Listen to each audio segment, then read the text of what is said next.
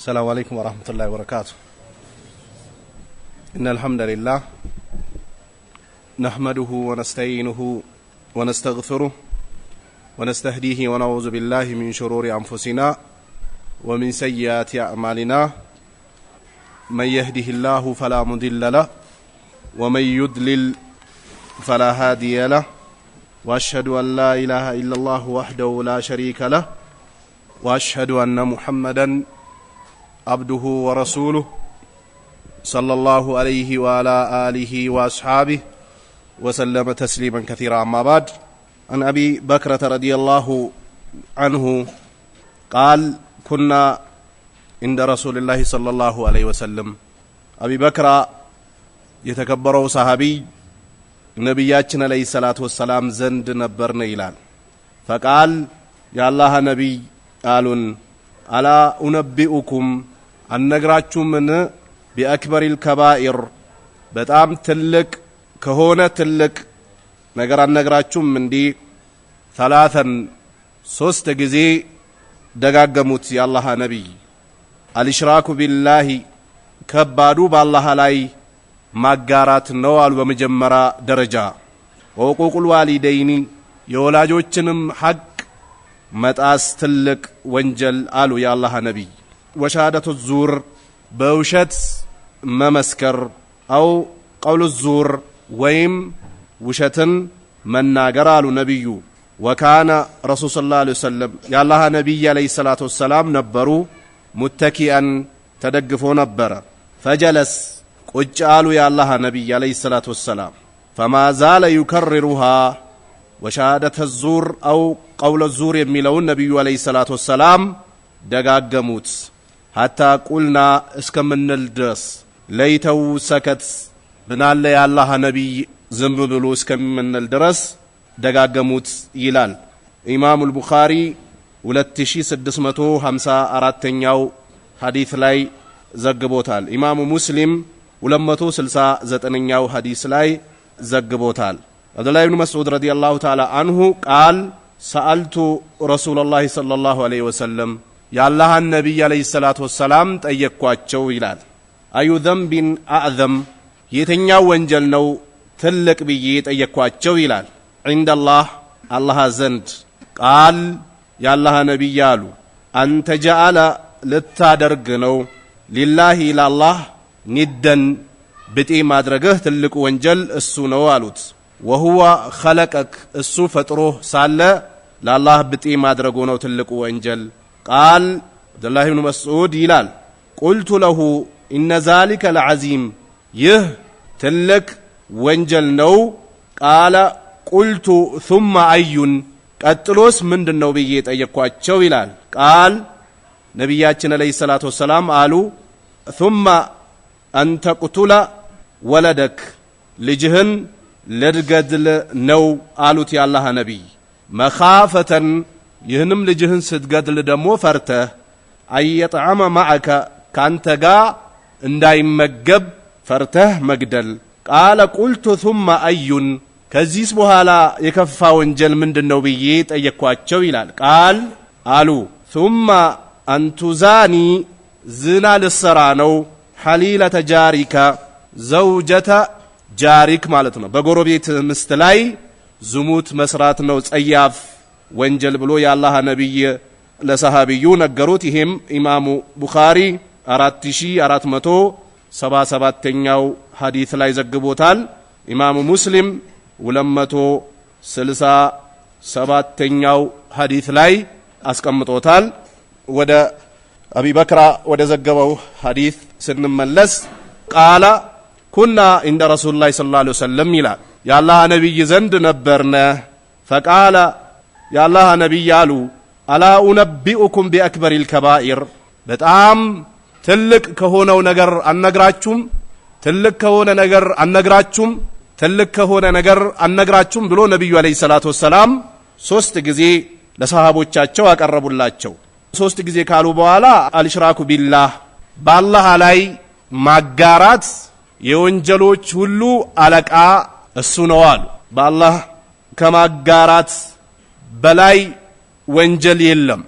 የመጀመሪያው ቁንጮው የወንጀሎች ሁላ አባት፣ የጸያፍ ነገሮች ሁላ አባት፣ የሙንከሮች ሁሉ አባት፣ የሁሉ ነገሮች አባት ሽርክ ነው። በአላህ ላይ ማጋራት። ሽርክ ያለበት ሰው በሱ ላይ ጀነት ሐራም ነች፣ መኖሪያው ጀሃነም ነች። ስለዚህ የአላህ ነብይ በአላህ ላይ ማጋራት ከባዱ ነው አሉና ቀጥሎ ሁለተኛው ወቁቁል ዋሊደይኒ የወላጆችን ሐቅ መጣስ አሉ ነብዩ አለይሂ ሰላቱ ወሰላም። ወላጅ ሐታ ከእስልምና ውጭ ያሉ እንኳን ቢሆን ሐቅ አላቸው። በአላህ ላይ ማጋራትን ቢጋብዙና ወደ አላህ ሐቅ መጣስ ሲጣሩ እሺ አይባሉም እንጂ ከእስላም ውጭ የሆኑ ቢሆኑ እንኳን ወላጆች ዱንያዊ የሆነ የሚያስፈልጋቸውን ምግብም ይሁን ልብስም ይሁን ሕክምናም ይሁን ሌሎች ነገሮች ይደረጉላቸዋል። በሽርክ ብቻ ነው ማንታዘዛቸው። ይህ በአሁኑ ጊዜ ቦታ የማይሰጠው የሆነ ነገር ነው። የወላጆች ሐቅ አላህ ከራሱ ሐቅ ጋር አያይዞ ነው ያመጣው። ነብያችንም አለይሂ ሰላቱ ወሰላም እዚህ ጋር ከአላህ ሐቅ ቀጥሎ የወላጆችን ሐቅ ነው ያስቀመጡት። እዚህ ሐዲስ ቱሽሪኩ ቢሂ ሸይአን ወቢልዋሊደይኒ ኢህሳና ይላል። አላህን በብቸኛነት አምልኩት ማንንም ምንንም ሳጨምሩ፣ ወቢልዋሊደይኒ ኢህሳና ይላል። ለወላጆቻችሁ በጎን ዋሉ ይላል። እንደሚታወቀው በአሁኑ ጊዜ ሰለጠነ የሚሉ ሰዎች ወላጆቻቸውን እንደ ሰራተኛ ነው የሚገለገሉባቸው። አላህ ካዘነላቸው ወጣቶች ውጭ ወይ አላህ ካዘነላቸው እህቶች ውጭ ልጅ መልክ ካላት ወንበር ላይ ቁጭ ብላ ምግብ የምትሰራው እቺው የተከበረች እናት ነች። ልጅ ሀብት ካላትና መልክ ካላት ማድቤት ገብታ ሹር ጉድ የምትለው እቺው 9 ወር ተሸክማ ብዙ ችግር ያየችው እናት ነች። ልጅ ትምህርት ካላት ሹር ጉድ የምትለዋ ይቺው የተከበረችው እናት ነች። ልጅ ምላስ ካላት መናገር ምችልና ወይ መንግስት ዘንድ ተሰሚነትና ተጠሪነት ካላት ያው ሹር ጉድ የምትለው መልኳን ወይ ደሞ ጪስ የሚጨስባት ማድቤት ላይ የምትንከራተተው ይቺው እናት ነች። በል አልፎ ተርፎ ወላጅ እናት ለሊት ተነስታ ልጅም ምግብ ምታበላው በር ምትከፍተው በር ምትዘጋው እሷው ነች። ቂያማ ሲቀርብ ተወላጅ ወላጅ እንደ ባሪያ የሚጠቀምበት ጊዜ ብቅ ይላሉ ነብዩ አለይሂ ሰላቱ ወሰላም። በላላህ ቁርአኑ ላይ ፈላ ተቁል ለሁማ ኡፊን አላህ እጭ እንኳን የምትል ንግግር እንዳታሰማቸው አላህ። ስለዚህ ለወላጆች እስላም ላይ ትልቅ መብትና ሐቅ አላቸው። እናት ያን ያህል ተቸግራ ተሸክማ እላይላዋ ሲሸና ስንጠጣው የነበረውን ነገር መልሰን እላይላዋ ስናፈስ በል ድሮ ጊዜ ወይንም ደግሞ ፓምፐርስ ምንለው ነገር ከመምጣቱ በፊት ወላጅ እናት በሁለት እግሮቿ ማከል አስቀምጣ ነበር ልጇን ሽንት የምታሸናው።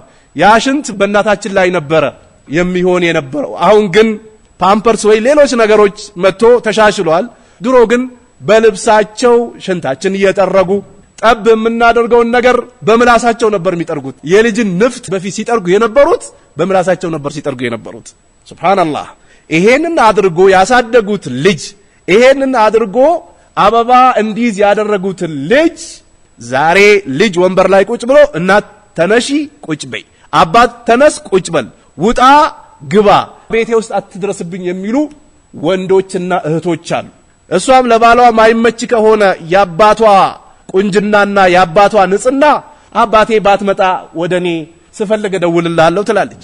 እሱም ደግሞ ምስቱ ቆንጆ ከሆነችና የሀብታም ልጅ ከሆነች በወላጁ ሚያፍር ከሆነና ወላጆቹ ጥሩ ልብስ ከሌላቸው ጥሩ መልክ ከሌላቸው ወላጄ ዝም ብለ መምጣት አታብዛ ይሉና አትድከም ብሎ ደገፍ ያደርጉለታል። እነሱ ግን ሐሳባቸውና ምኞታቸው ሌላ ነው። የምስቱ ቤተሰቦች፣ የምስቱ ወላጆች፣ የሱ ጓደኞች፣ የምስቱ ጓደኞች እንዲያዩባቸው አይፈልጉም። በወላጆቻቸው የሚያፍሩ ሰዎች አሉ። በል መንገድ ከወላጆቻቸው ጋር መሄድ የሚያፍሩ መጥፎ የሆነ ትውልዶች በአሁኑ ሰዓት አሉ። ከእናቱ ጋር መንገድ መሄድ ያፍራል፣ ከአባቱ ጋር መንገድ መሄድ ያፍራል። ለምንድን ነው? አባቱ የሚናገረው ንግግር ሰለጠኑ ከሚላቸው ሰዎች አብሮ ማች ስለማያደርግለት ወይ ማች ስለማያደርግላት ከእናቷ መሄድ ታፍራለች፣ ከአባቷ መሄድ ታፍራለች። በወላጆቻቸው የሚያፍሩ ትውልዶች አሉ በአሁኑ ጊዜ። አላህ ከራሱ ሐቅ ቀጥሎ ያስቀመጠው የወላጆችን ሐቅ ነው። ነብያችን አለይሂ ሰላቱ ወሰላም እዚህ ሐዲታቸው ላይ በአላህ ላይ ማጋራት ካሉ በኋላ የወላጆችን ሐቅ መጣስ ብሎ አስቀመጡ። እንግዲህ የወላጆችን ሐቅ የሚጥስ ወንድ የምትጥስ እህት አቂባቸው ይበላሻል፣ ከዱንያ ተዋርዶ ሊሰናበቱ ይችላል። ተውበት አድርጎ ወላጆቻቸውን ይቅርታ ጠይቆ ያበላሹትን ነገር እስካላስተካከሉ ድረስ። ወሸሃደቱ ዙር አሉ ነብዩ፣ በውሸት መመስከር አሉ ነብዩ አለይሂ ሰላቱ ወሰላም። ይሄም በጊዜያችን አበባ አውጥቶ ያበበ ጉዳይ ነው። በየፍርድ ቤቱ ቢኬድ፣ በየቀበሌው፣ በየወረዳው፣ በየዞኑ፣ በየክልሉ ቢኬድ በውሸት በአባይ ለመመስከር ምላሳቸውን ሞረዶ ከዘራቸውን ይዞ ልብሳቸውን አስተካክሎ ከዛ ከተሻለ ደግሞ መኪና አዘጋጅቶ ሻይ አፍልቶ ቡና አፍልቶ በውሸት ለመመስከር ሆን ብሎ የተዘጋጁ ሰዎች አሉ። ይሄ እስላም ላይ ትልቅ አደጋ አለ። በል በውሸት መመስከር የሰዎችን ህይወት ያስጠፋል፣ ሀገር ይረብሻል፣ ወገን ይረብሻል። ምሳሌ አንድ ሰው ዝሙት ሳይሰራ ሰዎች ተደራጅተው 4 ሰዎች ይህ ሰው ዝሙት ሰራ ካሉ እስላም ባለበት አገር ያገባ ከሆነ ይገደላል፣ ህይወት ያስጠፋል። ፍርድ ቤት ቀርቦ ባላዩትና ባልሰሙት ጉዳይ ይህ ሰውዬ ሲሰርቅ አይተነዋል፣ የሰረቀውም እንዲህ አይነት ነገር ሰርቋል በዚህ ሰዓት በዚህ ጊዜ ብሎ ከመሰከሩ ብዙ ፍትናዎች ይመጣሉ። እቺ ውሸት መመስከር በጣም አደጋ አላት አሉ ነብዩ አለይሂ ሰላቱ ወሰላም። በሶስተኛ ነው ያስቀመጧት። አው ቀውለ ዙር አሉ፣ ወይ በውሸት መናገር። ውሸት መናገር የእስላም ስነ ምግባር አይደለም። ውሸት የሙናፊቆች ልብስ ነች። ውሸት የሌቦች ልብስ ነች። ውሸት የሌሎች አካል ልብስ ነች እንጂ እስላም ውስጥ ያሉ ሰዎች ውሸት በፍጹም ልብሳቸው አይደለችም። ውሸትን ይጠነቀቋታል፣ ይፈሯታል። ነብዩ አለይሂ ሰላቱ ወሰላም በአራተኛው ውሸት መናገር አሉ የአላህ ነብይ አለይሂ ሰላቱ ወሰላም። ወካነ الرسول አለይሂ ሰላቱ ወሰላም ሙተኪአን፣ የአላህ ነብይ ተደግፎ ነበረ። ፈጀለስ፣ ቁጭ አሉ ነብያችን አለይሂ ሰላቱ ወሰላም። ፈማ ዛለ ይከርሩሃ አላ ወሸሃደተ ዙር አው ቀውለ ዙር እያሉ ነብዩ አለይሂ ሰላቱ ወሰላም ደጋገሙት። ሐታ ቁልና ለይተው ሰከት፣ ሰሃቦች ከመጨነቃቸው የተነሳ የአላህ ነብይ ምን አለ ዝም ቢሉ እስከምንል ድረስ ይህንን ቃላት ደጋገሙት ይላሉ። ይሄም በጣም ትልቅ ወንጀል ስለመሆኑ የአላህ ነብይ አለይሂ ሰላቱ ወሰላም ይሄንን ጠቀሱት። ሁለተኛው ሐዲስ አብዱላህ ኢብኑ መስዑድ ቃለ ሰአልቱ ረሱላላህ ሰለላሁ ዐለይሂ ወሰለም፣ የአላህ ነብይ ጠየኳቸው ይላል። አዩ ዘንቢን አዕዘም፣ የትኛው ወንጀል ነው ከባድ? ቃለ አሉ የአላህ ነብይ አንተ ጃአለ ሊላሂ ኒደን አሉት፣ ለአላህ ብጤ ልታደርግለት ፈጥሮህ ሲያበቃ፣ ፈጥሮህም ሲሳይ ለግሶ ሲያበቃ፣ ብዙ ውለታዎችን ውሎልህ ሲያበቃ፣ ሰማይና ምድር ፈጥሮ ሲያበቃ፣ ጨረቃውና ጨለማውን ፈጥሮ ሲያበቃ፣ ሁሉ ነገር ፈጥሮ ሲያበቃ አላህ ትላለ፣ ቀኑ ትላለ፣ አላህ ትላለ፣ ሀጀሩ ትላለ፣ አላህ ትላለ፣ ሸጀሩ ትላለ፣ አላህ ትላለ፣ አዴ በሴዛጅ ትላለ፣ አላህ ትላለ፣ አቤ በሴዛ ትላለ፣ አላህ ትላለ፣ አልከሶ ትላለ፣ አላህ ትላለ፣ ሶርጋን ትላለ፣ አላህ ትላለ፣ አባድር ትላለ፣ አላህ ትላለ፣ ኑር ሁሴን ትላለ፣ አላህ ትላለ፣ ሰይድና ከድር ትላለ፣ አላህ ትላለ፣ ነብዩ ትላለ፣ አላህ ትላለ። ቀጥልበት እስከ መጨረሻ። ለአላህ ንድ ማድረግ ትልቋ የመጀመሪያዋ ቁንጮ ወንጀል እቺ ነች አሉ ነብዩ አለይሂ ሰላቱ ሰላም። ሀከዛ ነብያችን እንዲህ ነበር ሰሃቦችን በመደዳና ስርዓቱን በጠበቀ ሁኔታ ስቴፑን ጠብቆ ያስተምሯቸው ነበር ነብዩ አለይሂ ሰላቱ ወሰላም። ዘሎ አይናገሩም ነበር የአላህ ነብይ አለይሂ ሰላቱ ወሰላም። ለዚህ ነው አላህ በተለያየ የቁርአን አንቀጹ ላይ እውቅና ሰጣቸው። ያወርድኩብህን ወህይ በስነ ስርዓት አድርሰሃል፣ በል የምትናገረውም ከኔ በሚመጣልህ ወህይ ቢሆን እንጂ አትናገርም ብሎ አላህ ሱብሓነሁ ወተዓላ ለነብዩ አለይሂ ሰላቱ ወሰላም እውቅና ሰጣቸው። የመጀመሪያው ለአላህ ንድ ብጤን ማድረግ ነው አሉ ነብዩ አለይሂ ሰላቱ ወሰላም። ወሁወ ኸለቀ ካሉት ነብዩ አለይሂ ሰላቱ ወሰላም እሱ ፈጥሮ ሳለ ለአላህ ንድ ማድረግ ነው ከፍተኛው ወንጀል አሉት። ቃለ ቁልቱ ለሁ ኢነ ዛሊከ ለዓዚም። ተመልከቱ ምን አይል ንቁና ምን አይል ጎበዞች እንደሆኑ እዩ። ለነብዩ አለይሂ ሰላቱ ወሰላም ንግግር ወዳው መልስ ሰጡ። ይሄማ ትልቅ ነው እንጂ አላህ ፈጥሮ ሲያበቃ ተንከባክቦ ሲያበቃ ለአላህ እንዴት ንድ ይደረጋል? ይሄ ትልቅ ወንጀል ነው አላቸው። ተመልከቱ ዛሬ አሁን እኛ የፈለግንበት እኮ ውዴታውን ነው፣ እኛ የፈለግንበት እኮ መዳረሱ ነው፣ እኛ የፈለግንበት እኮ ከኛ ይሻላሉ ማለት ነው፣ እኛ የፈለግንበት እኮ አላሉም። ሰሃቦች ጠቆም ሲያደርጉት ነብዩ አለይሂ ሰላቱ ሰላም ይሄማ ጸያፍ ነው እንጂ አዎ ጸያፍ ነው መራቅ አለበት ብሎ የተናገረው ንግግር ስሙት። አብዱላህ ኢብኑ መስዑድ ኢነ ዛሊካ ለአዚም ይሄማ ትልቅ ነው አለ። እንዴት አላህ ፈጥሮ ሲያበቃ ተንከባክቦ ሲያበቃ ውለታን ውሎ ሲያበቃ ለአላህ እንዴት ንድ ይደረጋል? ትክክል አላቸው ለነብዩ አለይሂ ሰላት ወሰላም። ቁልቱ ثم አዩን ቀጥሎስ ሌላ ምን አለ? እሺ ቀጥሉልን አላቸው ለነብዩ አለይሂ ሰላቱ ሰላም። አያችሁ የሰሃቦች ስነ ምግባርና የሰሃቦች ተግባር። ቀጥሎ ምን አለ አሉት። ቃል ثم أن تقتل ولدك አሉት ነብዩ አለይሂ ሰላቱ ሰላም። ልጅን ልትገድል አሉት። ልጅ ይገደላል? አዎ በተለይ በአሁኑ ሰዓት በጣም ሲምፕል የሆነ ነገር ነው። በጣም ልጅቷ ትዳር ትይዛለች። ትዳር ይዛ ቼክአፕ የሚባል ነገር አለ። ሐኪም ቤት እየሄዱ ቼክ ያደርጋሉ። ላብራቶሪ ወይ የሆነ ነገር ይሰጡና ቼክ ያደርጋሉ። እርግዝና መጥቷል አልመጣም። በአሁኑ ጊዜ መልኬን፣ ውበቴን፣ ቁንጅናዬን፣ ልጅነቴን፣ ወጣትነቴን፣ ገንዘብ፣ ኑሮ ውድነት፣ አስከፊነት፣ ፖለቲካው ምናምን ስልጣን የሚሉ ሴቶች የሄዱና ብቅ ሲሉ ዶክተሩ ካረገሽ 4 ወር ሆኖሻል ይላታል። 4 ወር? አዎ 4 ወር ሆኗል። አዎ ባልጋ ትመጣና ሂጄ ነበር ቼክ ተደረኩኝ ልጅ አለ ተብያለሁ ውስጤ ላይ። እኔ በአሁኑ ሰዓት ደግሞ ፕሮግራም የለኝም ትለዋለች። የምን ፕሮግራም? የመውለድ ከልጅ ጋር የልጅ ሽታ እንዲሸተኝም አልፈልግም። ልጅ ብዬ መሸተም አልፈልግም። ገና ነኛ፣ ወጣትነቴ ገና ነው። 16 ዓመት 17 ዓመቴ ነው 18 ዓመቴ ነው። በዚህ ሰዓት እኔ ሌላ ላይፍ ውስጥ መግባት አልፈልግም። የራሴን ላይፍ አልጨረስኩም። ልጅ መውለድ አልፈልግም ትለዋለች። የሴትን ቁንጅና፣ የሴትን ውበት፣ የሴትን ንግግር፣ የሴትን ድምጽ ተከትሎ የሚሄዱ ወንዶች ኦኬ ችግር የለውም ምን እናደርግ ይላታል። ምን እናድርግ? አዎ ማስወረድ ነው በቃ ቀላሉ ዘዴ ይባባላሉ። ከእስላም ውጭ ሆኖ እኮ አይደለም፣ እስላም ውስጥ ሆኖ የነብዩ ተከታይ ነኝ ወይ ቁርአን ተቀብያለሁ ወይ እስልምናን ተቀብያለሁ የሚሉ ሴቶች ጋር ነው እኮ ያለ ነው ምናወራው። የሚሉ ወንዶች ናቸው እኮ ይሄዱና ያስወርዱታል። ሆዷ ውስጥ ሩህ ከተነፋ በኋላ ሂዳ የምታስወርድ የሙስሊም ሴት ስሟ ኸዲጃም ይሁን ዘይነብም ይሁን አይሻም ይሁን ምንም ይሁን ምን አድርጋለች? የሰው ነፍስ አጥፍታለች። ተባብሮ ደግሞ ባል ይሄ ምስኪን ባል ወይ አልቀራ ወይ አልተማረ ወይ ደግሞ ካወቁ ሰዎች አልዋለ ሂዶ 10,000 20,000 ብር ከፍሎ ልጁን ከማፀን ያስወጣው ወንድ ምን ይባላል? ገድሏል። በነፍስ ተጠያቂዎች ናቸው እነዚህ ሁለት ሸባቦች፣ ሁለት ጎረምሶች በነፍስ ግድያ ይፈለጋሉ። እኛ ሀገር ሸሪዓ የለም። የት ይፈለጋሉ? አላህ ዘንድ ሸሪዓ ቢኖር ጽንስን የሚያስወርድ ሰው ራሱ ዶክተር ቢባል ይሄ ዶክተር አይደለም፣ ጽንስ የሚያስወርድ በእስላም አገር ሰው ገድሏል ተብሎ ይገደላል። አይቻልም፣ ሐራም ነው። የፈለገ ቢሆን ሀታ እንተቢሁ በደንብ ተከታተሉ። በዝሙት እንኳን የተረገዘ ልጅ አይወርድም። የያዘው ምንድነው? ነፍስ። ሰሃቢዩ አመጣችና ያ ነብይላህ ዝሙት ሰራው አለቻቸው። ዝሙት ሰርተሻል? አዎ። ዝሙት ወንጀል ነው ወንጀል አይደለም? ወንጀል ነው። ቼክ መደረግ ያለበት ነገር አለ። የዓለሙ ዶክተር ነብዩ አለይሂ ሰላቱ ሰላም ዶክተሮችም ከነብዩ ይሰዱ። ዝሙት ሰርታለች አይደል? ዝሙት የሰራችውም ትዳር ይዛ ነው። ከዛ ለነብዩ አለይሂ ሰላቱ ሰላም መጣችና ያ ነብይላህ ዝሙት ላይ ወደኩ ስትላቸው ነብዩ ቼክ አረጉ።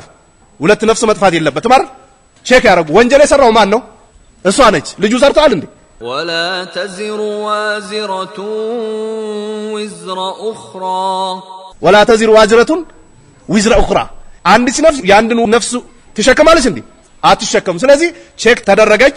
ሆዷ ላይ ልጅ አለ። በይ ይሄንን ልጅ ስትወልጂው ብቅ በያሏት ነብዩ አለይሂ ሰላቱ ሰላም መጣች። እንደወለደችም መጣ። አልገደሏትም ነብዩ አለይሂ ሰላቱ ሰላም። እንተቢሁ ሐቁን አድርሺ አሏት። ምግብ ቀጨም እስከሚያረግ ድረስ ተንከባከቢ አሏት። በምን የተወለደ ነው ልጁ? በዝሙት። እንተቢሁ በዝሙት ነው የተወለደው። ምግብ ሲጀምር መጣችና አሁን ተቀጥቅጣ ትገደላል። ከዛ ነብዩ አለይሂ ሰላቱ ሰላም እንስገድ ተነሱ ሰሃቦችን ሲሏቸው ያ ነብይላህ እንዴት ብልቷን ሐራም ላይ ወስዳ ባሳረፈች ሸሪዓን በጣሰች ሴት እንዴት እንሰግዳለን አሉ ሰሃቦች። ነብዩ እቺ ሴትያ ያደረገችው ተውበት መዲና ላይ ለሰባ ሰው ቢከፋፈል ይበቃ ነበራል። ተጸጽታ ተመልሳለች። የተመለሰ ይምራል አይምርም? አላህ ይምራል። ስለዚህ ይህ በዝሙት የተወለደው ልጅ እንኳን ነብዩ ምን ጠበቁለት? ሐቁን ጠበቁለት። ስለዚህ ያለ ጋብቻ እንኳን ስተት ላይ ወድቆ ያረገዘች ሴት ልጇን ማስወረዳቸው ከወንጀል ምን ይሆናል? ወንጀል ማቱን ባዕዱሃ ፈውቀ ባዕዲና አላህ። ወንጀሉ ተደራርቦ ነው ያለው ነው የሚባለው። ስለዚህ በዝሙት እንኳን የተወለደ ልጅ ማስወረድ የሚባል ነገር የለም። ይሄም ሸሪዓ ስለሌለ እንስን የሚያስወርዱ ሴቶች አማመላህ ይጠየቃሉ። የሰው ነፍስ አጥፍተዋል ተብሎ ነው የሚጠየቁት። ዩሮፕ ምናምን ብትሄዱ ቀላል ነው። በቃ ወልዳ ታመጣና የሆነ ወንዝ ላይ ዱብ ታደርጓለች። ያለ ጋብቻ የተወለዱ ህፃናቶች የሚጣሉበት ገንዳ አለ፣ ቆሻሻ አምጥቶ ይጥላል። ነኡዙ ቢላህ። ወደ ዩሮፕ የሰለጠነ የምትሉ ሀገሩ ብትሄዱ እንደዛ ነው የሚያደርጉት። እኛ ሀገርስ አንዳንድ የሚታወቁ ጫካዎች አሉ። ምን የሚጣልባቸው? ያለ ጋብቻ የተወለዱ ልጆች የሚጣልበት የቆሻሻ ቦታ አለ። ይሄ በእስላም ጸያፍ የሆነ ከባድ የሆነ ወንጀል ነው። ነቢያችን አለይሂ ሰላቱ ሰላም ወንጀሎች ወንጀል ናቸው፣ ግን ደረጃ አላቸው። ምን ልታደርግ ነው? ተቅቱላ ወለደካን ልጅ ይገደላል። አዎ ይገድላሉ። የሰለጠኑ ተማርን የሚሉ ሰዎች ልጆቻቸውን በመርፌ ይገድላሉ። የተወሰኑት በመርፌ እዛ ሆድ ውስጥ እንዲሞት ያደርጉታል። የተወሰኑት አስቀድዶ ያስወጡታል። የተወሰኑት አንዳንድ ሴቶች ተንኮለኞች አሉ። አረገሽ ስትባል ሂዳ ሆዷ ላይ ዱብ ትላለች ትላለች። አውቃ ነው የወደቀችው። ግን ምን አለ ወደቀች? ሆዷ ላይ ትወድቅና ትላለች። ምን ነው ወደኩ ትላለች። በድንጋይ መታዋለች ሆዷን። ወይንም ደግሞ በቦክስ ሆዳቸውን የሚደበድቡ ሴቶች አሉ። ምን ማድረግ ፈልጎ ነው? ሆዳቸው ጋር የሆነ ችግር አለች፣ ያችን መግደል ፈልጎ ነው። ይሄ ሐራም ነው። ሸሪዓ ስለሌለ ፈትራ እንዳይመስላችሁ። ሸሪዓ የሌለበት ሀገር ስላለን አራድነት እንዳይመስላችሁ። አላህ ዘንድ ማቆፍታችን እንያዛታለን። የቂያማ ቀን አይቻልም፣ ክልክል ነው። የሰውን ህይወት ማጥፋት የተከለከለ ነው፣ ሐራም ነው። በል አንዳንድ አሊሞች ይሄ አራርቆ መውለድ የሚባለው ራሱ መጠቀም አይቻልም ይላሉ። የካፊር ሱና ነው። ማን ነው ይሄን ያዘዘ? ውለዱ፣ ብዙ፣ ተባዙ አሉ ነብዩ አለይሂ ሰላቱ ሰላም። የቂያማ ቀን በብዛታችሁ እኔ እፎካከርባቸዋለሁ። ዳበቲን ፊል አርድ ኢላ አለላሂ ርዝቁሃ። ምድር ላይ ምንም የለችም ነፍስ ያላት ነገር አላህ ዘንድ ሲሳይ ቢኖራት እንጂ አሉ። ስለዚህ አራርቆ መውለድ ራሱ ይሄ የፈረንጆች የኢሮፑ ፍክራ ውስጡ ላይ ገብቶ ሞልቶት ሰው መብዛት የለበትም የሚል ፍክራ የሌለበት ዶክተር፣ ንጹህ ታማኝ ሙስሊም የሆነ ዶክተር በተደጋጋሚ ቶሎ ቶሎ ከወለሽ ካለው በሽታሽ ጋር ካለው ችግርሽ ጋር ለህይወትሽ ያሰጋል ካለ ታማኝ ከሆነ እሰየው ይላሉ። የተረጋገጠ ነገር ካለ አስም ሊኖርባት ይችላል፣ ሱካር ሊኖርባት ይችላል፣ ግፊት ሊኖርባት ይችላል፣ ልብ ድካም ሊኖርባት ይችላል፣ ሌሎች በሽታዎችም ሊኖርባት ይችላል። ቶሎ ቶሎ ከወለሽ ይህ በሽታ ስላለብሽ ካደረግነው ቼክአፕ ወይም ደግሞ ካደረግነው ምርመራ አንጻር በነፍስሽ ላይ ችግር ሊያመጣብሽ ይችላል የሚል በግምት አይደለም እኮ ከተረጋገጠ እሺ አራርቆ የሚለውን የዛኔ ሸሪዓ ሊቀበለው ይችላል። አማ ዝም ብሎ ለውበት ሴቶች እኮ ሞኞች እኮ ናቸው። መልኬ ይጠፋል ወይም ደግሞ ጡቴ ይወርድብኛል ወይም ደግሞ ጸጉሬ በየጊዜው መታጠቡ ጸጉሬን ይጨርስብኛል እያሉ የካፊሮቹን ሱና እየተከተሉ ቲክቶክና ይሄ ቴሌግራም ዩቲዩብ ተራ ነው ያሉት የሙስሊም ሴቶች። ማንን እየተከተሉ? የአላህና የነብዩን ጠላት። ማንን እየተከተሉ? ፈረንጆችን እየተከተሉ። ማንን እየተከተሉ? የጀሃነም በሬዎችን እየተከተሉ። ማንን እየተከተሉ? የጀሃነም ሙሽሮችን እየተከተሉ ጠፍተዋል የሉ። በል የሙስሊም ሴቶች አላህ ካዘነላቸው ውጭ ራቁት መሄድን፣ ጡት መወጠርን፣ ጸጉር መወጠርን፣ ጫማ ማስጮህን መወጣጠር ሰልችቷቸው የዝሙት ንግግር ቀጥታ ይናገሩ። ቀጥታ ወጥቶ ሚዲያ ላይ ይናገራሉ። ቲክቶክ ብር ሊቀበሉ የጀሃነም ብር ነው የሚቀበሉት። አላህ ሂዳያ ይስጣቸው። ካልሆነ ሌሎች እህቶቻችን እንዳያበላሹብን አላህ ታምሩን ያሳያቸው። ይሄ ነው የምንለው። አይቻልም። እስላም እንደዚህ አይነት ጋጠወጥነት እንደዚህ አይነት ሽንፈትን አይፈቅድም። እስላም ባለበት ሀገር እርምጃ ይወሰዳል። ግን እስላም ስለሌለ እንደፈለጉ ይጨማለቃሉ። ለዛውም ደግሞ ወላሂ ሱብሃንአላህ ላኢላሃ ኢላላህ አላሁ አክበር በነብዩ አልደራደርም በዲን አልደራደርም ትላለች። የትኛው ዲንሽን ከላይ ላይ ሻውልቀሽ እንዳለ ሰጥሽ ለሌላ ሰው በዲን አልደራደርም። እቺ ምስኪን ዲን ምን እንደሆነና ቲክቶክ ምን እንደሆነ ላይ ማታቅ እቺ ምስኪን አዑዙ ቢላህ በዲን አልደራደርም ይላሉ። ደግሞ ለመስጊድ መዋጮ ብር ይሰበስባሉ ሴቶች መድረክ ላይ ወጡ። የትኛው ዲን ነው የያዘችው? ያ ረቢ ሴቶቻችን ወደ ቤት አስገባል፣ ወደ መስጊድ መልስልን፣ ወደ ቁርአኑ መልስልን። ካልሆነ ሸራቸው የከፋና ለሙስሊሙ መጥፎ ቁድዋና መጥፎ አራያ የሚሆኑ ከሆነ ሰውነታቸውን አምግለ ቤት አስቀምጥልን ነው የምንለው። በቃ ይሄ ነው። አላህ አያያዙ የበረታ የሆነ ጌታ ነው። ሴት ልጅ ድምጿ ዝቅ ያለ፣ መልኳ የተደበቀ፣ እጇ የተደበቀ፣ ሰውነቷ የተደበቀ፣ ቅርጿ ለማንም የማይታይ ነው በእስላም። ይሄ ነው በቃ የእስላም ህገ ደንብ ይሄ ነው። ሐጅ ላይ ወንዶች ጓንት መልበስ አይችሉም፣ ኮፍያ መልበስ አይችሉም፣ ፓንት መልበስ አይችሉም፣ ምንም መልበስ አይችሉም። ሁለት ነጭ ነገሮች ካልሆኑ በስተቀር ከላይና ከታች የሚታሰር ኢህራም ይለብሳሉ። ሴቶች ግን እዛም ሆነን አሉ ሰሃቦች ከነብዩ ጋር ሐጅ ሂደን ወንዶች ሲመጡ ንቃባችንን ለበስ እናደርገው ነበር ይላሉ። እንተቢሁ ከነብዩ ጋር ሐጅ ላይ ሆነን ወንዶች ሲመጡ እንለብስ ነበር ይላሉ። ሀከዛ እንዲህ ነበር ሰሃቦች። የኛዎችማ ለድምጻቸው ችግር የለባቸው እንደፈለገ ቴክስት ያደርጋሉ። ስልክ አንዳንድ ወንዶች እኮ በድምጿ ተሸውዶ ምን አይነት መላእክት አገኘው ብሎ በስልክ በቃ ሲሉ አዑዙ ቢላህ ብሎ ይመለሳሉ። አንቺ ነበር በስልክ ስታወሪኝ ነበሩ። አዎ በቃ ሰላም አለይኩም ብሎ ትሄዳለህ። ስልክ እንዴት ማውራት እንዳለባቸው ይማራሉ። ቃላት አወጣጥ ይማራሉ። አማርኛ መረጣ ቴክስት እንዴት መጻፍ እንዳለባቸው ይማራሉ። ለምንድን ነው ወንዶችን ጀሃነም ማስገባት ዝሙት ላይ ለመጣል ሽቶ ይቀባሉ፣ ሊፕስቲክና ቻፕስቲክ ይቀባሉ። አጭር ጸጉር ካለቻቸው ደግሞ ያመጡና እንዲህ ያስራሉ። እንደዚህ አስሮት ወጥሮት በየመንደሩ ይዞራል። ጨርቅ ጠብጥቦ ከላይ ሻርብ ሲያረጉበት ልክ የግመል ሻኛ ይመስላል። የለም እኮ ዜሮ ነው። ቤት ሲመጣ አውዙ ቢላህ ይላታል። ሸውደዋለች። በል አሁን የሌለ ነገር የለም። በቃ ከኋላ የሆነ ነገር አላት እንዲባል ፌክ የሚሰሩት ነገር አለ። ፌክ ይሸጣል ገበያ ላይ ሂዱ አምጥቶ ያስገጥማሉ። ምን አውዙ ቢላህ የለም እኮ ፌክ ነው። ቤት ሲመጣ ባሉ ምን ልታደርገው ነው? ቤት ሲመጣ እንዴት ልታወጣው ነው? አውዙ ቢላህ ማይሰራ ድራማ የለም። ይሄን ድራማ ሙስሊሞች ከሰሩት ወዮላቸው። በል ልጆቻችሁ እንደዚህ ነገር የሚሰሩ ከሆነ አባቶች ራሱ ወዮላቸው፣ እናቶች ወዮላቸው። አይቻልም። በሰላም ሐራም ነው። አይቻልም፣ ክልክል ነው። ሚዲያው ተጨመላልቋል። በል አብዛኛው የሙስሊም ሴት ያለው እኮ ሚዲያ ነው። በቃ ስራ የለም የተባለ ይመስል ዲናቸውን ሽጦ ቲክቶክ ተራ ነው ያሉት። የቲክቶክ ተራ ሴቶች ማን ነው የሚያገባቸው? ፋጅር ፋሲክ እንደነሱ ሙጅሪም የሆነ ሰው ነው እንጂ ሳሊህ ሊያገባቸው አይገባም። ወጠይባት ቲክቶክ ተራ ያሉ ሴቶች ቲክቶክ ተራ ያሉ ወንዶች ያገቡ። መስጊድ ያላችሁ እንዳታገቡ።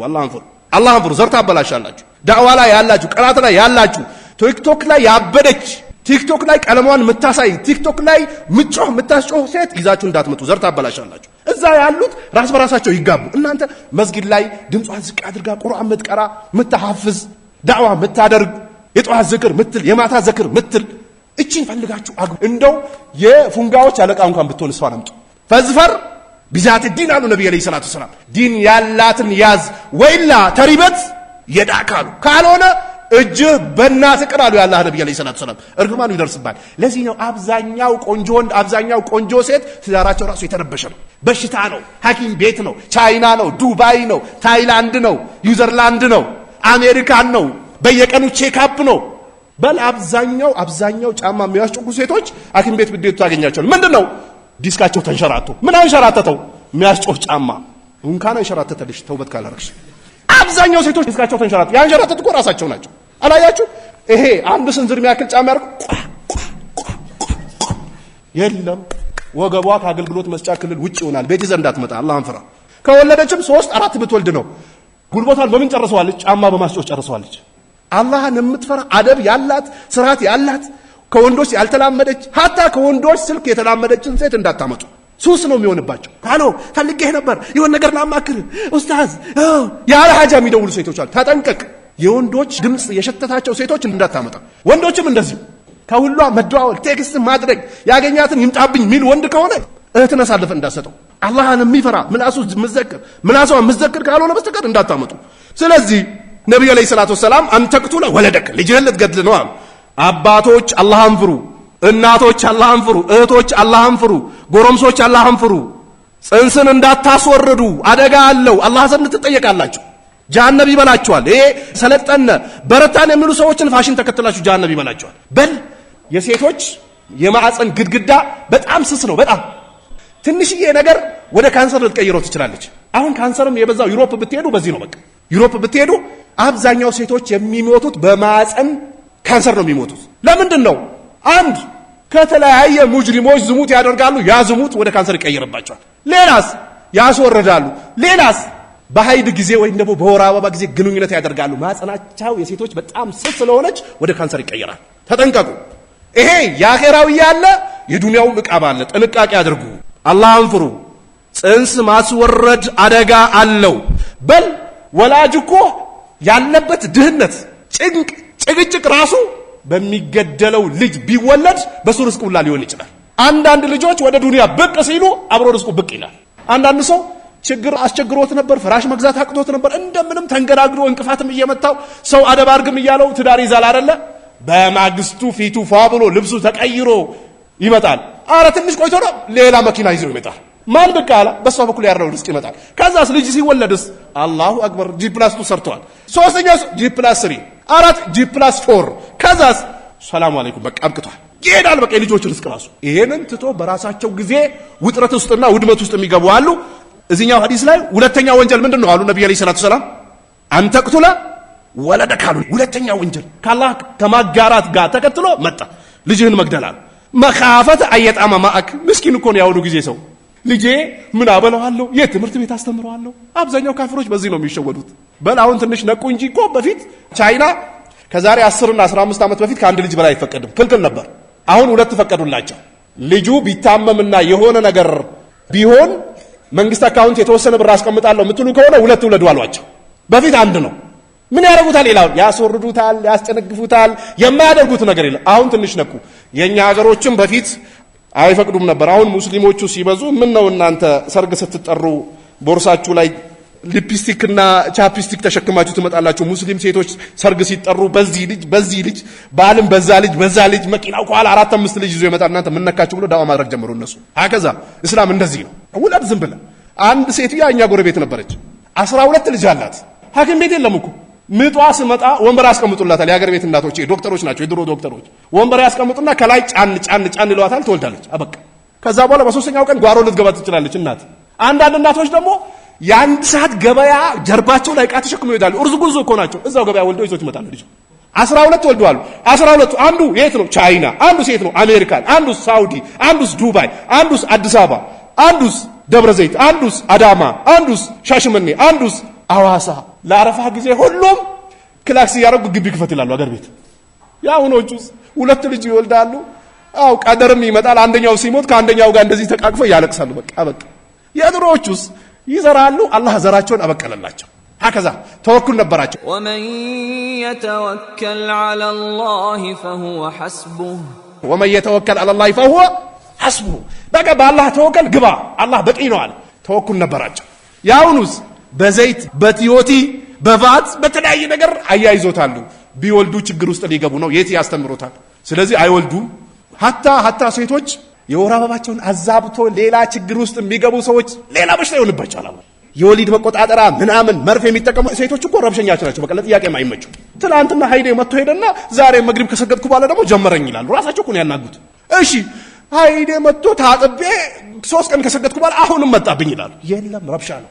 አማ ያቺ ሙእሚኗስ ሰላም ነች። በወር 7 ቀን ከሆነ 7 ቀኑን ጠብቆ ይመጣል። በወር 6 ቀን ከሆነ 6 ቀኑን ጠብቆ ይመጣል። በወር 5 ቀን ከሆነ 5 ቀኑን ጠብቆ ይመጣል። ላላህ ጅግር ተጣለች። አማ ያቺ ጻጠኛ አላህ ነለሁ መይሸተን ደንጋ አላህ የኔን ምክር ማይቀበሉ ሰዎች ጭንቅ የሆነ ህይወት አኖራቸዋለሁ አለ።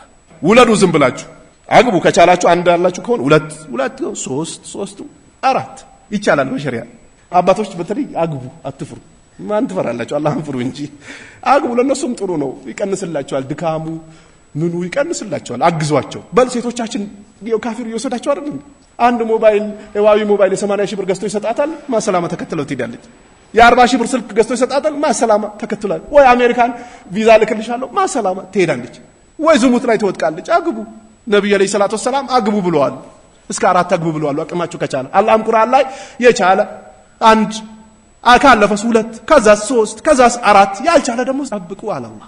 እሷ G+2 G+3 G+4 ቪታራ ነበር የሚሉት በፊት ቪት ሲሉ ነበር፣ ወይም ደግሞ ኮሮላ ይሉ ነበር። አሁን ደግሞ ኮብራ V6 ግዛልኝ ይላል፣ V8 ግዛልኝ ይላል። ይሄን ከምትጨነቅ በዚህ ከምትረበሽ አግባና እሷ ታግዛት። ትንንሽ ይብሉ ተካፍሉ። ይሄ ነው ለእስላምም ይጠቅማሉ። ይሄው መካፈት አየጣማ ማክ ልጄ ከኔ ጋር ምን አበላዋለሁ ብለህ ፈርተህ። አብዛኛው ሳሊህ ናቸው፣ አላህ ይጠብቃቸው። አብዛኞቹ ለልጃቸው ይጨነቃሉ አባት። አንዳንዶቹ ግን የልጃቸው ምግብ መብላት ራሱ የሚያናዳቸው ሰዎች አሉ። ومن يبخل فإنما يبخل عن نفسه ومن يبخل فإنما يبخل عن نفسه على الله በኺል የሆነ ሰው አለ። ልጁ ከራሱ ጋር እንዳይበላ ፈርቶ የሚገድል ሰው ከባድ ወንጀል አሉ ነብዩ። ቃላ ቁልቱ ثم አዩና አለ። እሺ ቀጠለ። ሰሃባ ይገባቸዋል። ሰሃቦች ንቁ ናቸው። በቃ እቺን መስመር ላይ ያስቀመጣት በቃ ተግባር ነው የነሱ። ከዛ እሺ ይሄስ ሆነ ثم አዩና አልኳቸው አለ።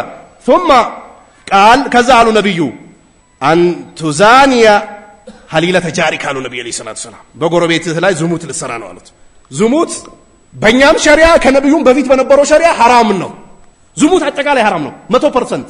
ለዝሙት ደረጃ አለው። በጎረቤት እንዴት አስቀደሙ ነብዩ አለይሂ ሰላቱ ሰላም። ሰው ለጉርብትና ተመርጦ ለጉርብትና መርጠህ ወደው አክብረው በመስት እየመጣ ዝሙት ይሰራል። አዑዙ ቢላህ ቆሻሻ ነገር ጸያፍ የሆነ ነገር። በጎረቤቱ ዝሙት የሚሰራ ሰው አንድ ጎረቤቴ መጥቶ በስምስቴ ዝሙት ይሰራል ብሎ አይጠብቅም። ዘር ተበላሽ። በጎረቤት ዝሙት ይሰራል አምኖ ለጉርብትና አድርጎ ግድግዳውን አንድ ላይ አድርጎ ግድግዳው አንዳንድ ቦታ ብትሄዱ የአንዱ ሰው ግድግዳ ለዛኛው ግድግዳው ነው። በል ጎረቤት በጣም መጥፎ ከሆነ ልክ ስራ የምትወጣበትን ሰዓት ያቃላል። 2 ሰዓት ተኩል ቁርስ በልተህ የምትወጣ ከሆነ 3 ሰዓት አንተ ቤት ገብቷል። ቆሻሻ አረመኔ የሆነ ሰው ትጠረጥራለህ። ከአካባቢ ውጭ ያለ ወንድ እዚህ ሰፈር ብቅ ብሎ አንድ ቤት ቢያንዣብብ የአካባቢው ሰው ይጠብቀዋል። ይሄ ሰውዬ እኛ ሰፈር ሰው አይደለም፣ ለምን መጥቶ ነው ምን ፈልጎ ነው የሰውዬ ይላል የአካባቢው ሰው። በል ህፃናቶች ራሱ እዚህ ቤት የሆነ ሰውዬ ገባ ይላሉ ልጆች ህፃናቶች። ወይ ደግሞ ጎረቤት ላይ ያለች ስራ የምትሰራ ሰራተኛ እንዴ እዚህ ቤት የሆነ ሰውዬ ገባ ሌባ ሊሆን ይችላል ትላለች። ከገባ በኋላ ይመጣና ቋቋቋ አሁን ሰው ገብቷል ምንድነው ምናምን ይላሉ። ተደናብሮ ይጠፋል። ቆይ ጎረቤት 30 ጊዜ ቀን ሙሉ እየገባ ቢወጣ ሰው ይጠረጥራል? ምን ያደረገ ነው የሚባለው? የሆነ ጉዳይ ስላለው ነው የገባ ነው የሚባለው? ነብዩ አለይሂ ሰላቱ ሰላም ከባድ ወንጀል በጎረቤት ላይ ዝሙት መስራት። ዝሙት አደጋ አለው። አላህ ቁርአኑ ላይ እና ብሏል። አላህ ዝሙቱን እንዳትቀርቡት ብሏል። አላህ እንዳሰሩት እኮ አይደለም እንዳትቀርቡ። መቅረብ ምንድነው? ስልክ መደዋወል ይገባል፣ ሜሴጅ መላላክ ይገባል። ሴቶች ከቤት ተቆነጃጅተው ሽቶ ተቀብቶ መውጣታቸው ይገባል። ምንም ጉዳይ ሳይኖራቸው መኪና አስገዝቶ የእጃቸውን ወርቅና የመኪናቸውን ውበት እያሳዩ በየመንደሩ የሚሄዱ ሴቶች እዚህ ውስጥ ይገባሉ። በየመንደሩ ሂዶ መቀመጥ እዚህ ውስጥ ይገባል። ካፌ ውስጥ ቁጭ ብሎ ሴቶችን መመልከትና ሴቶች ደግሞ ወንድ መመልከት እዚህ ውስጥ ይገባል። ወላ ተቀርቡ እንዳሰሩት እኮ አይደለም ይኸው እንዳትቀርቡት። ነብዩ አለይሂ ሰላቱ ሰላም አይን ዝሙት ትሰራለች አሉ። የአይኑ ዝሙት ምንድነው? መመልከቷ አሉ። ጆሮ ዝሙት ትሰራለች አሉ። የጆሮ ዝሙት ምንድነው? ወደ ዝሙት የሚያነሳሳ ነገር መስማቷ። እግር ዝሙት ትሰራለች አሉ። ወደ ዝሙት ቦታ ምን ማድረግዋ? እንቅስቃሴ ማድረጓ። በልቱ መጨረሻ ወይ እውን ያስብለዋል ወይ ያስዋሸዋል አሉ ነብዩ አለይሂ ሰላቱ ሰላም። እሺ እኛ አሁን በዚህ ሁሉ እንወጣለን። ሴት ማግባት ያስጠላቸው ወንዶች አሉ። ለምንድን ነው? የዝሙት ፊልም እያዩ ስሜታቸው አልቋል፣ በቃ አብቅቷል። ዴድ ነው አሉ እነዚህ ሰዎች። ከአገልግሎት መስጫ ክልል ውጭ ነው አሉ። በምን ጨረሱት? የዝሙት ፊልም እያዩ። ሴቷስ ወንድ የሚባል ነገር እንደ ሬት የሚታያት ሴት አለች። ለምንድን ነው? ሚዲያ ላይ ያለው የዝሙት ፊልም፣ ሚዲያ ላይ ያለው መሳሳቅ፣ መጫጮ፣ መደዋወል፣ መጻጻፍ ሊቀርባት ነው። አንድ ወንድ እጅ ከገባች እስር ቤት ልትገባ ነው። ለዚህ ነው ሴቶች በዚህ እድሜ መታሰር አልፈልግም ይላሉ። አላህ አስሮ የሚገርፍሽ ያምጣ። እንደዚህ አይደለም። እነዚህ እስላምን ራሳቸውን ቤተሰብን የሚነጅሱ ናቸው። እንደዚህ አይነት ሴቶች አይባል። አግቡ ሲባሉ ደግሞ እንጠናና ይላል። እንጠናና ምንድነው መጠናናት? አይ ልህ እየኝ ዝሙት ተሞካክሮ መጋባት። በል አሁን አብዛኛው አላህ ካዘነላቸው ውጭ ከወላጆች አፈንግጦ ሁለቱ ተስማምቶ ይሄዱና ከ15 ቀን በኋላ ከ20 ቀን በኋላ ዝሙት ካጨማለቁ በኋላ ንካ ይታሰርላቸው። ድሮ ጠለፋ የሚባል ነበር ታውቃላችሁ አባቶች አገር ቤት። የድሮ ጠለፋ 10 ሰው 15 ወጣት ያዘጋጅና ይጠልፋታል። ሴቷን አየር ላይ አንቀብቅቦ ይወስዷትና የሆነ ቦታ ይደብቋታል። ማንም መግባት አይቻልም እሷ ያለችበት ክፍል። ከዛ በኋላ ሽማግሌ ሂዶ ተደራድሮ ንካ ካሰረ በኋላ ነው ባልየው የሚገባው ድሮ። አሁንስ ልክ ቀጨም አድርጎ ከወሰዳት በኋላ ዝሙት ሰራን ይላል አላህ። ወላ ተቅረቡ ዚና እንዳትቀርቡ፣ ስልክ እንዳትደዋወል፣ መንገድ አብረህ እንዳትሄድ አደጋ አለው ከሴት ጋር። አጅነቢ የሆነ ሴት ደግሞ ያለ ማህረም የአንድ ቀን ከነሌሊቱ ጉዞ ማድረግ የለባትም አሉ ነብዩ አለይሂ ሰላቱ ሰላም። ትፈተናለች። ስንትና ስንት ምላሳቸው ብረት የሚያቀልጡ ወንዶች አሉ። ልክ ታክሲ ላይ ገብታ ስትቀመጥ አንቺዬ ወይ ብሎ ይጀምራል። ይምጣብኝ ከየት ሰፈር መጣሽ ይላታል። በቃ ከዛ ሲላት ዞር በል እያለች ፊቷን እያዞረች አረ ዝም በይ እያለ እግሯን እየመታ ከዛ በኋላ خلاص ዙራ ማውራት ትጀምራለች። ከዛም የሆኑት ይሆናሉ። ይሄው ወንድም አባት አጎት ማህረም ከሌላት መንቀሳቀስ የለባትም ማለት خلاص ከለከሉ ነብዩ። አንድ ሴት ከአንድ ወንድ ጋር አንድ ክፍል ከለከሉ ነብዩ አለይሂ ሰላቱ ሰላም። እንዳይሆኑ ሶስተኛቸው ሸይጣን ነው አሉ ነብዩ አለይሂ ሰላቱ ሰላም። ኡስታዝ ነኝ ሙተነቅብ ነኝ ብለህ እንዳትሸወዱ እንተቢ ተጠንቀቁ። ወላ ሙተነቅብ ይሁን ወላ ሱሪ ያሳጠረ ይሁን ወላ ጺም ያስረዘመን ማን የፈቀደልህ? የሱናን ስም ለብሰ ደግሞ እዚህ ውስጥ ገብተህ እንድትዋኝ አላህ ይፈቅድ። ጀርባን አላህ ያመግለዋል፣ ጀርባን አላህ ያመግላታል። ስንትና ስንት ሙተነቅቦች አሉ። ንቃቡን ይለብሱታል። የአይናቸውን ውበት ንቃባቸውን አስተካክሎ አስሩ አይናቸውን ውጭ አውጥተው ይወረውሩታል። አደጋ ነው። ይሄም ተጠንቀቅ። ሸፋፋ የሆነ ንቃብ የሚለብሱ ሴቶች አሉ። ግራ የገባው ከላይ አይኗን ብቅ ታረጋለች፣ እጇን ከነወርቁ ብቅ ታረጋለች፣ ከታች ደግሞ እግሯ ይታያል። የለበሰችው ደግሞ ጅልባብ ጫባባ አድርጎ ሰውነቷን ያሳያል። ከዛ ሙተነቅብ ነች፣ ቀው ትላለች ከነዛ ሴቶች ጋር አብራ። አይቻልም። ይሄ አደጋ አለው። ልበሺ ከወንዶች እስከምትሰደድ ይደርስ። ዝም ብሎ ስስ ንቃብ ላይ ጣል አድርጎ የሚረብሹ ሴቶች አሉ። የሚረብሹ ጨምላቃ የሆኑ ጨምላቃ እስላምን እንደውም ሰዎች እንዲጠሉ የሚያደርጉ ቃላት አይመርጡም። ስልክ ሲደዋወሉ መንገድ ላይ ሰው አለ ብሎ አይሉም። አይናቸው አፍጥጧል። እጃቸው ወርቅ ለብሳለች። ሞባይላቸውን ያሳያሉ። አንዳንድ ደግሞ ምስኪን የሆኑ ባሎች ለሴቶቻቸው መኪና ገዝተው ይሰጡና አንዷን እጃ እዚህ አውጥተዋል። ድሮ ወጣቶች መኪና ሲይዙ ተከራይቶ አምጥቶ አንዱ እጃቸው ያለ ውጭ ነው። መኪና መጥቶም እኮ ሊጠልፋቸው ይችላል። ውጭ አውጥቶታል። በአንዱ መሪ ይዘዋል። ከተማውን ይዞሩ ይውላል። መኪና እየነዱ ነው እንዲባል። አሁን ደግሞ ሴቶች መኪና እየሰጣቸውና በየመንደሩ አክስቴ ጋር ዚያራ፣ አጎቴ ጋር፣ የአጎቴ አጎት ጋር፣ የአክስቴ አክስት አለች ይላል። ሰርግ አለ፣ ዱዓ አለ፣ እጅትማ አለ፣ ጀማ አለ እያሉ ፊታቸውን እያውለበለቡ የሚወሉ ሴቶች አሉ። ሙተነቅብ ሆኖ አላህን ፍሩ፣ አላህን ፍሩ።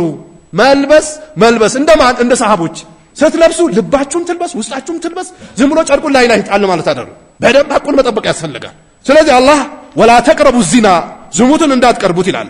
ኢነሁ ካነ ፋሂሸተን ወሰአ ሰቢላ አላህ የሚያስጠላ ቆሻሻ የሆነና መጥፎ የሆነ መንገድ ነው አላህ። መጥፎ የሆነ መንገድ ይኸው ወሰአ ሰቢላ የሚለውን መንገዱ የከፋ ነው ሲል ካንሰር አለ፣ ዝሙት የሚሰሩ ወንዶች፣ HIV አለ፣ ዝሙት የሚሰሩ ወንዶች፣ የማፀን ካንሰር አለ፣ ዝሙት የሚሰራ ሴት፣ የኩላሊት ችግር አለ፣ ዝሙት የሚሰራ ወንድ። ወሰአ ሰቢላ የሚለው የዝሙት መንገድ የገባ ሰው የበሽታ ማዕት እሱ ጋር ነው ያለው ይላሉ። መንገዱ የከፋ ነው። ሃይዌ ላይ ከተፈቀደልህ በላይ ከነዳ ትጋጫለህ ይባላል። የዝሙት ሃይዌ ላይ ያሉ ሰዎች አደጋቸው የከፋ ነው። አላህ ነው ይኸው ወሰአ ሰቢላ አላህ የከፋ ነው አለ። ስለዚህ ዝሙትም ጸያፍ የሆነና አደጋው የበዛ ነው። ነብዩ አለይሂ ሰላቱ ሰላም በጎረቤት ሴት ላይ ዝሙት መስራት በጣም ጸያፍ የሆነ ተግባር ነው። ነብዩ አለይሂ ሰላቱ ሰላም ዝሙት ነው ግን ደረጃ አለው አለ። በአሊም ምስት ላይ ዝሙት መስራት፣ በሀገር መሪዎች ላይ ዝሙት መስራት፣ በዳይዎች ምስት ላይ ዝሙት መስራት እየከበደ ይመጣል። ዝሙት ግን ሁሉም ሐራም ነው። አንድ ሰው ዝም ብሎ ዝሙት ቢሰራና በእናቱ ቢሰራ አንድ ነው።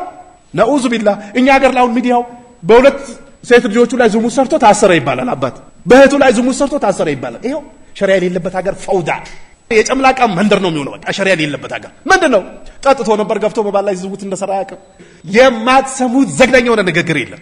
እናቱን ደፍሮ መጣ ይባላል። በእህቱ ዝሙት ሰርቶ መጣ ይባላል። በአክስቱ ዝሙት ሰርቶ መጣ ይባላል።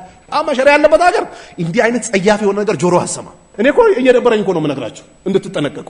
ማውራት አልፈልግም እንደዚህ አይነት ቃላት ግን አረፍቱ ሸረ ላሊ ሸሪን ወላኪን ይተወቅያል። ሸርን አወቅኩኝ ለምንድን ልጠነቀቀዋል። ልጆቻችሁን ታስጠነቅቃላችሁ፣ ምስቶቻችሁን ታስጠነቅቃላችሁ፣ የአካባቢውን ሰው ታስጠነቅቃላችሁ ከእንዲህ አይነት ጸያፍ ከሆነ ነገር። ስለዚህ ነብዩ አለይሂ ሰላቱ ሰላም በጎረቤት ምስት ላይ ዝሙት መስራት ጸያፍ የሆነ ተግባር ነዋል። አላህ ሱብሓነሁ ወተዓላ እዚህ መስጊድ ላይ እንደሰበሰበን ጀነተል ፊርደውስ ላይ ይሰብስበን። ጀዐለኒ አላሁ ወኢያኩም ሚነል ለዚነ የስተሚዑነ አልቀውለ ፈየተቢዑነ አሕሰነሁ። ሰላሙ አለይኩም ወራህመቱላሂ ወበረካቱሁ።